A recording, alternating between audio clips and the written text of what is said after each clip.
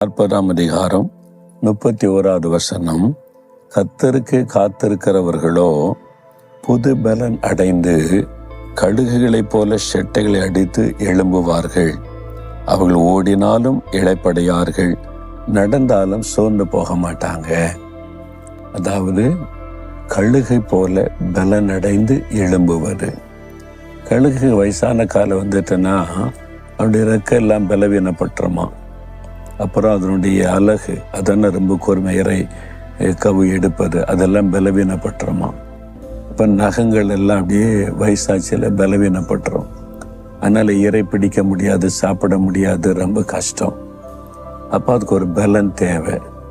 அதுக்கு என்ன செய்யுமா, உயரமான மலையில் போய் அமர்ந்து கொண்டு தன்னுடைய முடியெல்லாம் உதிர பண்ணி தன்னுடைய அழகை பாறையில் அடித்து உடைச்சிரும், நகங்களை அடித்து உடைச்சிரும், எல்லாத்தையும் பழசெல்லாம் கழட்டி போட்டுட்டு காத்திருக்கமா. அப்போ அது முடியெல்லாம் உதிர்ந்து மொட்டை ஆயிருமா, மொட்டை கழுகு. அப்போ அப்படியே அமர்ந்திருக்கும். திரும்ப முடி முளைக்கும், திரும்ப நகம் முளைக்கும், திரும்ப அந்த அழகு கூர்மையாக திரும்ப உருவாகும், புதுசாயிரும். அப்போ மறுபடியும் அது ஒரு இளமையோட புது பலத்தோட செட்டைகளை அடித்து அப்படியே எழும்புமா.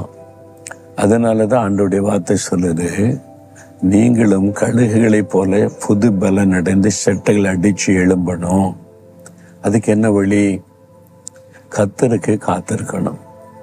எப்படி கழுகு தன்னை தனிமைப்படுத்தி கொண்டு உயரமான ஒரு இடத்துல போய் அமர்ந்து அவர் காத்திருக்கிறதோ, ஒன்னா பழைய காரியெல்லாம் உதிர்த்து புதுசு வருவதற்கு காத்திருக்கிறதோ, அதே மாதிரி நாம் கர்த்தருடைய பாதத்தில் காத்திருக்கணும்.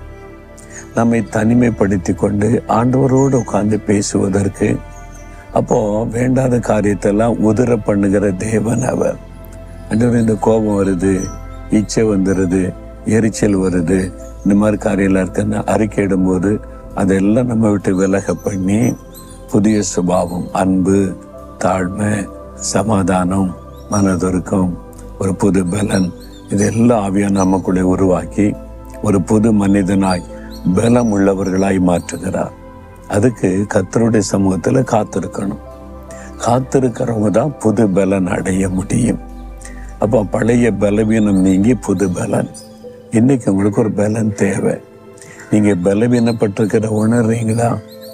சரீரத்தில் இல்லை, உங்களுடைய ஆவிக்குரிய வாழ்க்கையில் பலவீனமாக இருக்கிறீங்க. முன்னால மாதிரி ஜெபிக்க முடியல, முன்னால மாதிரி வசனத்தை தியானிக்க முடியல, முன்னால மாதிரி ஊழியம் செய்யலை, முன்னால மாதிரி சர்ச்சுக்கு ஆவலோடு போகிறதில்லை. இப்போ கடமைக்காக, பேருக்காக, வேண்ட வெறுப்போட மாற்றம் தெரியுதில்ல, பலவீனப்பட்டுட்டீங்க. ஆவிக்குரிய வாழ்க்கையில் புது பலன் அடையணும். அதுக்கு தான் கர்த்தருடைய சமூகத்தில் காத்திருக்கணும். நம்ம தினமும் அதிகாலையில் காத்திருந்து ஜெபித்த பலன் அடைஞ்சிட்டா அப்படி போய்கொண்டே இருக்கலாம். நீங்கள் அதெல்லாம் விட்டு பலவீனப்பட்டுட்டீங்கன்னா ஏதாவது ஒரு நாள் முழுவதும் ஆண்டவருக்காய் ஒதுக்கி காத்திருங்க. சில மணி நேரங்கள் வசனத்தை தியானித்து ஜெபிங்க. உடனே ஒரு புது பலன் வரும், சோர்வெல்லாம் மாறிடும், பலவீனங்கள் நீங்கிறோம். ஆண்டு சொல்லுகிறார், என் மகனே, என் மகளே, நீ கழுகுகளைப் போல செட்டைகளை அடித்து எழும்பணும். நான் உனக்கு புது பலன் தருகிறேன். பலவீனப்பட்டேன்னு சோர்ந்து போகாத, எழும்பு, திரும்ப எழும்பு, கழுகுகளைப் போல செட்டைகளை அடித்து எழும்பு. நான் உனக்கு புது பலனை தருகிறேன். பழையவைகள் எல்லாம் ஒளிந்து போகும் என்று ஆண்டவர் உங்களை பார்த்து சொல்லுகிறார். இப்போ சொல்றீங்களா, ஆண்டவரே புது பலனை தாரும், புது பலனை தாரும். பழையவைகள் எல்லாம் ஒளிந்து போகட்டும், கழுகுக்கு சமானமாய் திரும்ப வாழ வயது போல் மாறட்டும். அந்த மாதிரி ஒரு பலனை, வாலிப வயதுக்கு ஒத்த பலனை, கிருபைகளை இந்த மகனுக்கு தாரும், மகளுக்கு தாரும், எங்களுக்கு தாரும், ஒவ்வொருவருக்கும் தாரும். இயேசு கிறிஸ்துவின் நாமத்தில் ஜெபிக்கிறோம். ஆமேன், ஆமேன்.